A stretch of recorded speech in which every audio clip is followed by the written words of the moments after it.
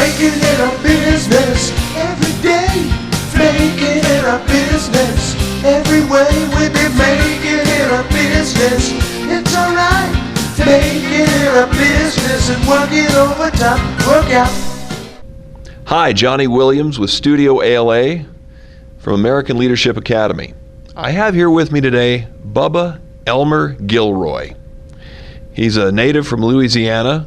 He's been transplanted here to Payson, Utah, and he's working at a new restaurant here in town, and they're going to start a cooking show in the very near future. So we wanted to talk to Bubba, find out a little bit more about him, his background, how he wound up here in Payson, what his involvement in the food industry has been, and just a little bit about his personal life from Louisiana. Welcome to the show. All right, thank you for welcoming me. Tell us a little bit about growing up in the South, down in Louisiana. Well, I was born and raised down off the coast on an island off the coast of Louisiana. Okay. See, my father owned a distillery, and although we weren't exactly legal, we were more what you'd call bootleggers.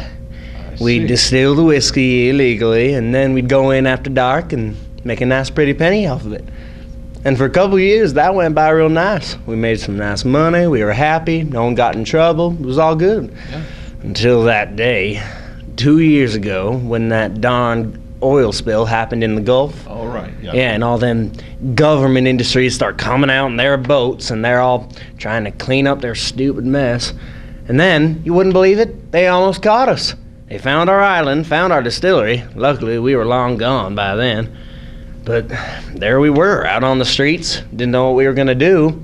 And then my daddy, comes up with a brilliant idea. Says we're gonna go to Utah. Ugh. And I thought, Utah? Really? That's where we're going? But we came and we're here, and then I found myself a nice job at Boudreaux's Bistro. I really like that place. We Yeah. actually had the owner on our show a couple weeks ago. Yeah. Nice man. He is a nice man. Got some nice food down there. He does. So I hear that you're going to be doing a cooking show with him. Tell us about that. Well, we're gonna meet about Tuesday nights most of the time and just start filming, and we'll film him. I'll be his cooking assistant, help him cooking some of that food down there. And he'll be it's gonna be a real live cooking show.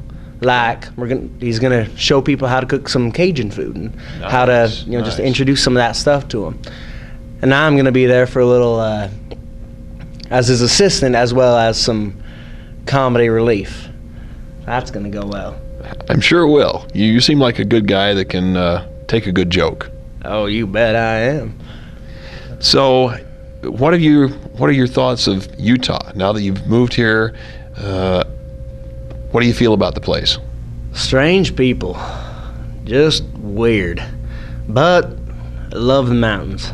It's nice and pretty here. So have you been skiing yet? Did you get a chance to do that? Oh, not a skier. Not a skier, Rather okay. die.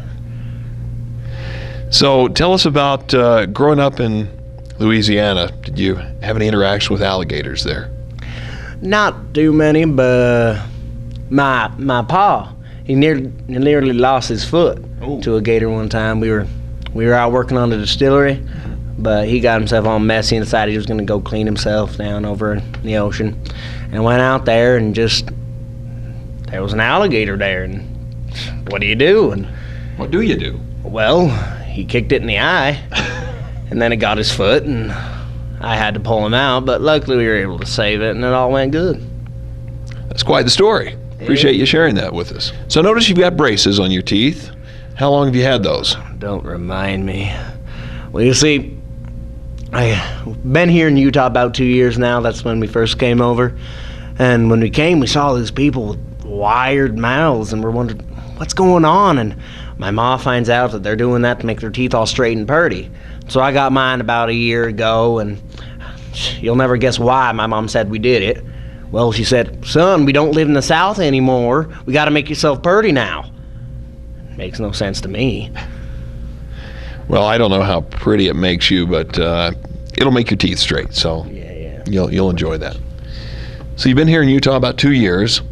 What sort of work is your father doing now, since he's not doing the distillery? He works down over at their, what's it called? It starts with a G. Geneva? Geneva? Mm-hmm.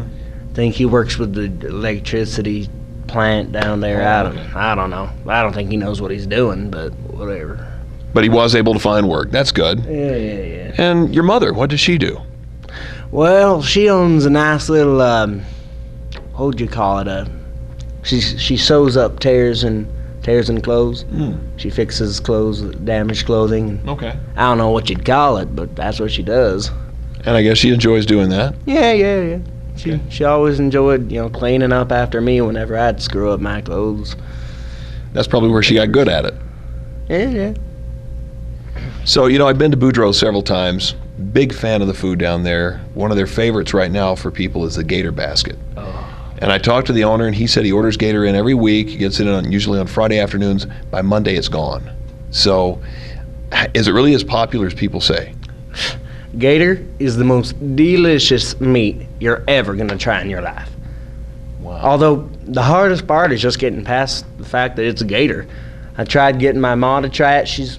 Even if we live in the South, she hates it. She hates gator. She's never tried it. She just can't get past the fact of it's gator. And that's the way that goes, but delicious meat. You're going to love it. You heard it from him. So I was talking to Boudreaux, and he was saying that you and your dad have actually been considering starting a gator farm here in Utah so he doesn't have to get the meat from out of state. Who said that? Boudreaux did. Boudreaux? Yeah. Well, now we're in trouble. We've already been trying to get that past the state. We're trying to work it over down there in the Salem Pond. Oh, really? Yeah. Just have ourselves a nice little section cut off where we can have a gator farm, but doesn't seem likely. People think it's too dangerous, that we can't control them, and I tell them, my dad's had a couple scuffs with gators already. We know how to deal with them. Of course, he almost lost his foot. But you don't need to tell him that. Yeah. So if you start the gator farm, what do you feed an alligator if you're raising them captive like that? Oh, now you're going to love this. Here's the best part about this farm. The feed, it's going to be free. We got enough ducks down there to feed the whole farm. Oh, the ducks at the Salem Pond. Okay. Yeah. People complain about them sometimes, so that's a good way to get rid of them, I guess. Yeah. Good for everyone. It is. Good idea. Okay, so you've moved up to Utah. You're experiencing the schools we have up here. What was school like for you in Louisiana? Well, not too bad. Can't complain. I mean, my favorite grade was 6th grade. All 3 years of it. Good memories. Okay. Good memories. Good to know. Thank you.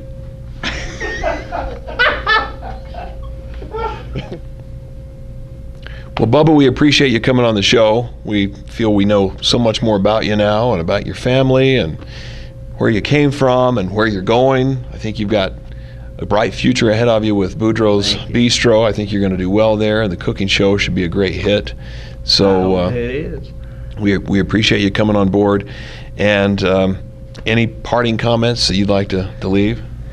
Just like to thank my family for what they've done for me, and thank my ma. My mom means a lot to me, and I love her very much. And just remember to watch this show. It's going to be great. It's going to be a great hit. You're going to learn how to cook some nice Cajun food, and it's going to be great. So thank you very much. Bubba, thanks for coming.